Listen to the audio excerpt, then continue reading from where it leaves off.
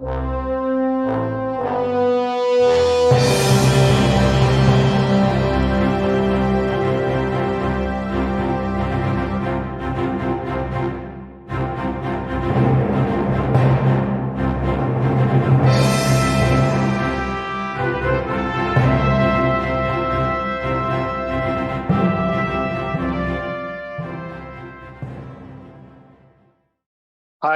welcome back to FutureFast, and today we have a guest, Babla Karthamada.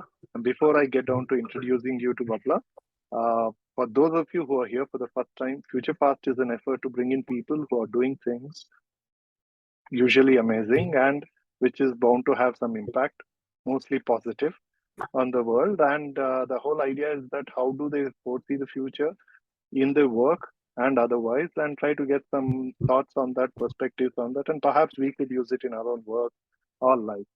So, having said that, I hope you're enjoying it, and you will also enjoy the conversation that we will have with Babla. Babla is a product management professional and mostly in the banking and financial space, and he lives in Canada. So, Babla, thank you so much for making time, and let's start with your journey. So can you please share your journey, in the product management and digital transformation, and in the process of how starting career to becoming a leader out there? Awesome. Thanks, Lynn. First of all, thank you for the opportunity. It's great to be here to share some perspectives. So I grew up in India, to be in Mysore, a very small town in the south of India. I'm the youngest of three siblings, and we had a great time growing up in Mysore and India. I've got really fond memories. And then I did my civil engineering from the National Institute of Engineering in Mysore, and I joined Infosys as a technology consultant. And in fact, I think I was probably one of the few civil engineers who had transitioned to technology. As much as civil was great, I had aspirations to get into business, and I felt technology consulting would be a great start. With Infosys, I had great company to work for in the early 2000s, and I had opportunities to travel on client visits to the States. So I spent a year or two in the States, and then I moved to Canada as part of technology consulting initiatives. And then I reached a point in my career where I'd done a lot of technology consulting, but I was more interested in solving problems and specifically business problems, because I felt, especially in the mid 2000s, it was some of the work that I was doing was too downstream. So I wanted to, move upstream, be part of the decision-making process and be part of the problem-solving process. So I did my MBA in Queens, in Kingston. Queen's University is one of the best universities in Canada. I had a really great time. I did a full-time MBA there, and I also got the opportunity to travel to Germany and be an exchange student and do courses in Germany as well. So it's a great experience in terms of diversity, in terms of approach to business strategy and things like that. And then I joined Deloitte as a strategy consultant. So I was focused on corporate strategy initiatives. And then I moved to banking, a smaller bank, because they were trying to convert to a bank. It was a great opportunity where it's not easy to become a bank because, as you know, it's a highly regulated industry. So this trust company was trying to become a bank. So I joined them to run the conversion initiative. And then we got acquired by Canada's biggest bank, Royal Bank of Canada. So I've been at RBC for a while now. I did have a stint at Amazon in Seattle for a year, but I came back, so I'm a boomerang at RBC. My RBC career has been really interesting. I joined internal strategy because until then I'd done only strategy and consulting. So I joined internal strategy at RBC, did a bunch of sales strategy, segment strategy, and also product strategy. And then I reached a point in my career where I had solved a lot of problems, given a lot of recommendations, but I had never really owned anything or grown anything. So that's when I switched to product. And product's great because product's almost like your own little company and you're the CEO of your product. So I was I started my product career in traditional product, automotive finance, mostly lending products. And then I switched to digital products because everything was going digital, obviously. And then the prospect of working at Amazon excited me. So I went to Amazon. I was owning global supply chain optimization products. And now I'm back at RBC. I've got a mandate for business banking and also a mandate for payments. So that's a bit of my career in terms of how I navigated through technology consulting to strategy consulting to traditional product to digital product to now payments. Wonderful. What does future mean to you? You know, coming from FutureFast. So, what does future mean to you? I think future means possibilities, right? I think there's this element of innovation and disruption that's happening, right? And I think we're all aware of ChatGPT in terms of the AI revolution that's happening. I think that's the next frontier. So there's lots of technology advances. I don't need to go there. We're all aware of that. But I think future in terms of possibilities is also how humans evolve with these technology advances, right? Like, as much as, technology is meant to help humans and make things easier, faster, and simpler. But I think there's an element where we lose the human side, especially with if technology applications are not done in a meaningful way, right? I think we all have to be cautious about that. So as much as there's a lot of excitement for the future in terms of technology advances, I don't want to lose the human element in it. Yeah, but I guess it's the human greed that drives people towards taking advantage of technology and what more can be taken on it. So, what is it that you're doing now that you think will help you with either succeed and also do far more than what you've been doing so far from a point of future, right? What do you think that you're doing now will help you do better in future? I think a couple of things. Like, I think there's the professional aspect that I want to talk about, and there's also the personal aspect I want to talk about. And I think that's been one of the learnings through my Amazon experience. I think it was a great experience. As you know, Amazon's one of the best companies in the world. Extremely fast-paced, extremely complex problems that you have to solve, and global problems that you need to solve. But I think I've got a better appreciation for the personal aspect as well, not just the professional aspect, right? So I think how I'm planning for the future is, professionally, when you think about the choices I've made professionally, obviously some of them have. A lot of it is also driven by opportunities that are available and whether you're the right fit and things like that. But at the same time, I think we have a responsibility to set ourselves up for success and reach or exceed our potential, right?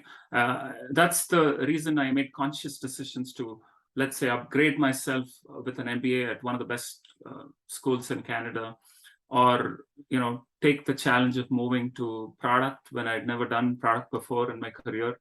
And also switching through different domains within banking. So when you look at my experience, I've switched from, let's say, deposits mandate to credit mandate to payments mandate, and also traditional product versus digital product, right? And also a startup-like environment at Amazon to large organization transformation at RBC.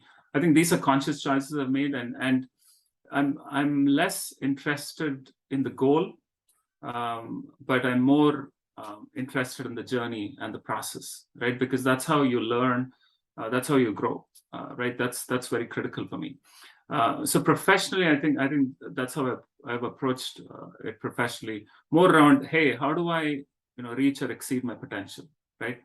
Personally, I think again, going through the pandemic and the mental health crisis we all are facing right now, I have an initiative that I started, and in fact, I'm wearing a T-shirt of that initiative. It's called Activate Life.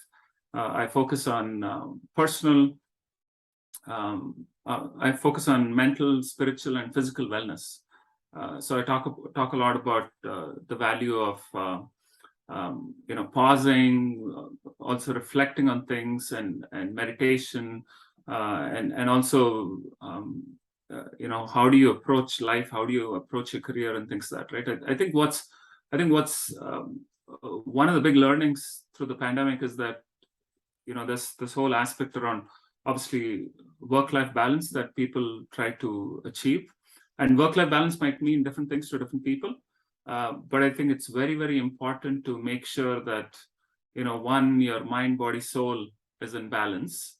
And how are you being purposeful with everything? Purposeful with how you're approaching your career, purposeful in how you're approaching your personal life as well, right? Because, more often or not, personal and professional lives feed off each other, right? So if you're, having a great personal life, that will actually benefit your professional life. And if you're having a great professional life, that will benefit your personal life. So I think when I think about the future, I don't want to lose sight of both the professional and the personal aspects. I think this is where I'm just curious, at what point of time in your life did you, is it the COVID, or was it, because it may not be just COVID, right? Maybe the thought of doing this new initiative of yours is possibly the COVID, but the very approach to it should be little before that itself, right? Because all the moves you have made, and this just it's not a switch on, switch off button, right? So Yeah. so obviously there must be somebody, some people or individual or someone who's been influential in your life, or from at the start of your life, or someone you met in the course. Do you want to talk about them? Who's, I mean, from whatever you have become, that you're doing things today and the way you approach things? Yeah, totally.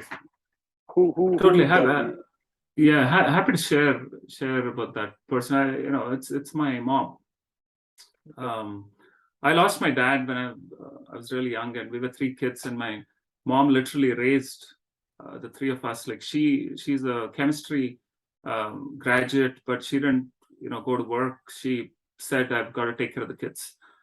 So she spent all her life taking care of us, and just the kind of sacrifices she made, and how she was focused on making sure the kids are getting the best education. Like, we were not even asked to do any household chores, for example. Like, she would just want us to focusing on our studies and education. So and I still have a picture of her here. Unfortunately, we lost her a few years back, but she's been my biggest inspiration, I think, just in terms of both having discipline in what you do, because she used to bring a lot of that aspect around discipline, but also planning for the future, right? I think those are 2 things that are very critical for anybody, like, whether it's professional or personal. I think it's a combination of strategy and discipline that makes that magic happen, right? Because strategy is all about, okay, what am I doing next? How do I plan for it? And discipline is all around sticking to what you've planned, and not giving up, and executing on it, right? So I think my mom is a great role model, because she was laser focused on the end goal, which is making sure the kids are fine, and they are brought up with the right values and education. And she stuck to it, and didn't give up. Well, is this the same thing that kind of helped you while you planned your career also? Because these moves though looks very different, right?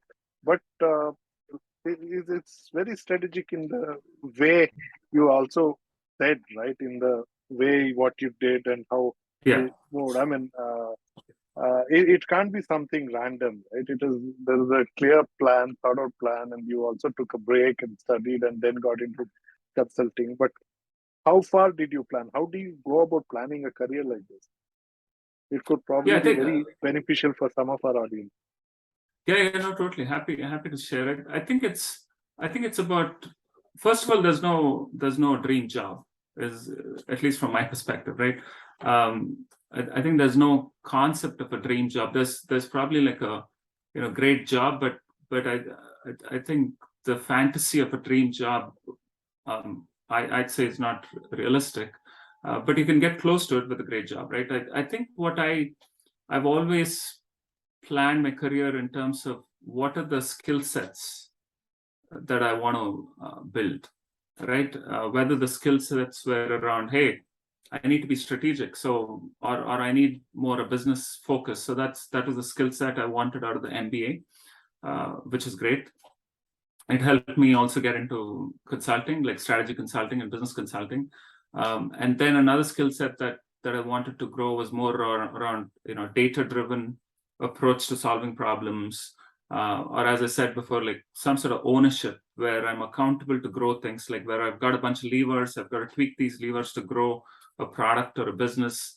So I think it's, when you think about your career, think about more about what are the skill sets that you want to build, right? Like, and when you think about skill set, obviously there's the hard skills, like actual data analysis or product management, right? Or strategy, versus soft skills, whether it's communication or networking and things like that. But I think it's all about, where do I see myself in the next 10 to 15 years?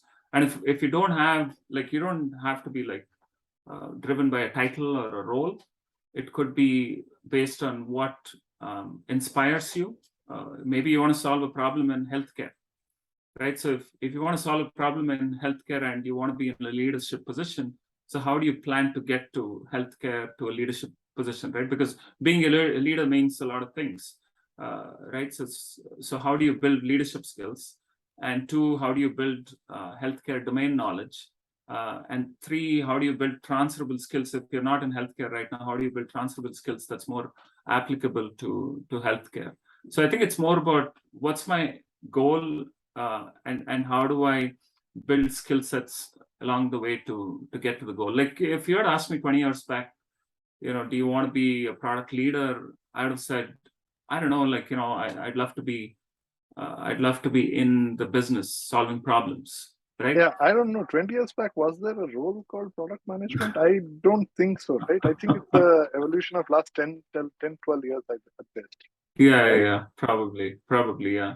Right. I think there's and now, product management is so key, right? Because historically you would run business and you have traditional functions like operations or HR and marketing.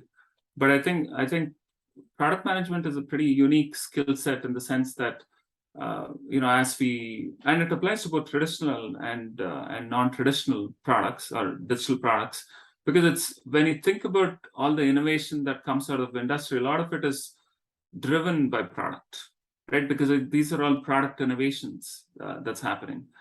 So it's a pretty unique space to be in, because one, as I said, you're like a mini CEO of your product. So you've got a mandate in terms of growing your product and figuring out what levers grow your product. And it's universal in the sense that you need to figure out who are your customers, so what are their needs and preferences. So there's the whole customer perspective. No, but this There's is a also very, very entrepreneurial thing, right? Yes. I mean, it's very necessary, but at no point of time the thought of becoming an entrepreneur. I mean, was there a point of time that thought crossed your mind, or is there some aspiration sometime down the line you want to move into becoming an entrepreneur? I think entrepreneurship obviously excites me, and that's one of the, even though it's a small initiative, Activate Life is one of my initiatives where I came up with the idea, the branding, and the content and things like that. I've had lots of ideas around entrepreneurship, but nothing concrete yet. But as I said, I'm more passionate about solving problems, right? So, and I think my role right now allows me to solve a lot of problems, which excites me. Eventually, will it lead me down a path of entrepreneurship? Time will tell, but I'm happy right now. And we'll anyway share all the links about Activate Life. So do you want to give a shout out about what's Activate Life so that our audience would be motivated to click on the link below this podcast? Yeah, for sure. So Activate Life is an initiative where I focus on healthy living. And this is, again, to your point, this has been like, the idea has been, in my mind for a few years, but then the pandemic and as part of Amazon, I moved to Seattle and I came back. So there's a lot of perspective that I gained through the pandemic and the Amazon experience. So that's the reason I started Activate Life. The core genesis of Activate Life is around when we, all of us, including me, we don't live in the present, right? We are either anxious about the future and what's to come, or thinking about how things could have been different in the past, or decisions that you could have made which were different, right? So we don't enjoy life, or we don't live in the present, including me, right? So that's the core problem that I'm trying to solve with Activate Life, and I have lots of recommendations on healthy living that's supported by physical wellness, mental wellness, and spiritual wellness. So I talk a lot about, like, for example, I think one of the books around man's search for meaning. I don't know if you've read the book. It's by Frankl. Viktor Frankl. Viktor Frankl. Exactly. Who was in Nazi Poland. He spent a number of years in concentration camps. He was a psychiatrist, and he saw a lot of suffering in the camp. And then he came up with this aspect around, it wasn't the able-bodied men and women that survived the camp, right? It was more deep than that. It was people that had a larger purpose that survived these concentration camps, right? So I share such ideas. I share aspects around happiness versus fulfillment, like the big difference between happiness and fulfillment. Golden flower. Yeah, there you go. Yeah. So that's Activate Life in a nutshell. And now I also share thoughts around career, because, as I said, when you purely think about, okay, healthy living means it's all personal, like it's your personal life, right? But as I said before, there's your personal and professional lives are interlinked, right? So even if you spend a lot of time working out, taking care of your physical health, or maybe meditating to take care of your spiritual health, but if your work life is not great, then it's there's no mind, body, soul balance, right? So that's the reason through Activate Life I also share a lot of tips on career and how do you plan your career and things like that. Right. Yeah, it's so very true. See, we have moment of truth at every point in time, right? I mean, whether we're meeting people outside or at home, whether we are eating outside or at home. So it's the same. It's us. Yeah, So, exactly. so wonderful. So I urge all of you to just take a look at it, and also there are 50 plus videos. Yes. So those 50 plus videos, I'm on TikTok, YouTube, Instagram. Well, wherever you get TikTok, but in India we don't. So there are other options. So we can look up on Instagram. So all the links are there given below in the podcast. So look it up, follow him, and also since they're all social handles, you can also write to him and reach him as well. So, Babla, are there books, podcasts, or movies that you want to recommend to our listeners, audience? Whatever you follow, you read, or your favorite. Perhaps Viktor Frankl, you just mentioned one, but Yeah. Viktor Frankl is one. I think another writer that I like a lot is Adam Grant. There's a book called Think Again that he's written, and also I want to recommend this app called Blinkist. I don't know if you've used it personally. It's for nonfiction yeah, books. right. Perfect. Yeah. It's great, right? Especially for nonfiction, it gives you a summary of the book.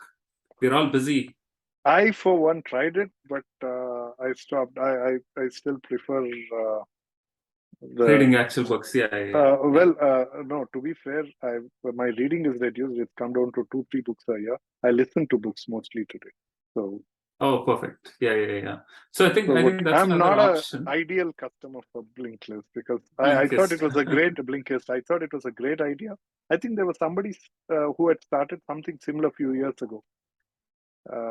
And I started following it. I thought it was good, but they stopped it. So when this started, I thought it was great. But then Yeah. I thought, no, I think it's better. Yeah. But yeah, I No, think it's for those. I think as I see, most people have stopped reading. So very unfortunate. So I think yeah, this is a exactly. great tool for that. Yeah, totally. I think that's exactly what they're trying to solve. One, I think this culture of reading is reduced a lot, and two, people don't have a lot of time, right? And especially with Well, some of the it's the same time, but people just don't make time for reading. that's true. Unfortunately. That's true. No, I think the well said. I think we all can make more time. So Blinkist is something that's helped me a lot, just to gain different perspectives. And what I also do is through Blinkist, if there's a particular book that I like, then I go read it, like Atomic Habits. Loved listening to it on Blinkist, and then I got the book and read it. I also want to recommend a couple of things that I try to read every day. So, for example, the MIT Technology Review, that's free. You can get a newsletter every day in your inbox. It's a great way to start your day. Second would be that's it. Yeah. Second would be Morning Brew. Morning Brew is a great summary of the economy, great summary of what's happening with innovation, and it's a great way to start your day. I think back in the day we all used to read a newspaper to start our day, but now I think between the CN and there's also a daily newsletter from CNBC. So between CNBC, Morning Brew, and MIT Technology Review, that's how I start my day. Oh. Is there any Indian news platform you follow? I'm just curious. But you mentioned news as well. So. Yeah, no, not as much as I might read like the Times or NDTV apps, but I'm not. There's no other Indian publication that I read. You since you mentioned Mysore, you don't subscribe to Star of Mysore online? Oh, Star of Mysore, I should go back and read it. No, it's been a while. It's been a while since I read the Star of Mysore. I still remember growing up. I used to write these letters to Star of Mysore. I was very fond of writing letters to Star of Mysore, and that was part of the Mysore culture, right? Star of Mysore, because everybody had to read the Star of Mysore in the evening. We all used to wait, and we were 3 kids, and we all loved to read the newspaper.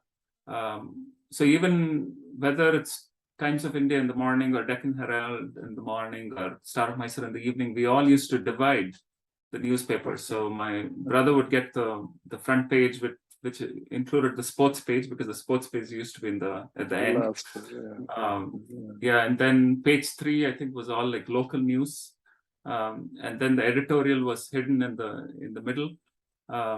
So whoever would be last to the paper would end up with the editorial section. Right. Well, you should look up. I think they're also online now. So. Yeah, they're online. By the way, another podcast I want to recommend is Revisionist History. It takes a look at historical events and has a different view on it. It's by this author called Malcolm Gladwell. He's Canadian. Okay. And Malcolm Gladwell has written a lot of best-selling books. Yes. Think, Right. I think that's one most recommended author for sure. Yeah. All right. And also, I think he also has podcasts. Yeah, that's the Revisionist History. Oh, that's the revision. Okay. Yeah, Revisionist History. It's great. Like he just gives you a different. He takes historical events and he gives you a different perspective. Or versus like what you would have read in history books, which is great. Interesting. I've not heard that podcast, so I'll look it up as well. And thank you. That's great recommendations. And for all of you, please look him up, follow, and do get in touch. I think, and also check out those recommendations as well. And you like this whole conversation, please share it in your network, and come back again to watch our next conversation with Babla, where we talk about mostly about his work and in banking, financial services, and what's happening. The technology is changing so much in that space. So very soon we'll be on that conversation and come back for that. Thank you so much. Babla, thank you so much for this. And please come back again for that conversation. Awesome. Thank you so much.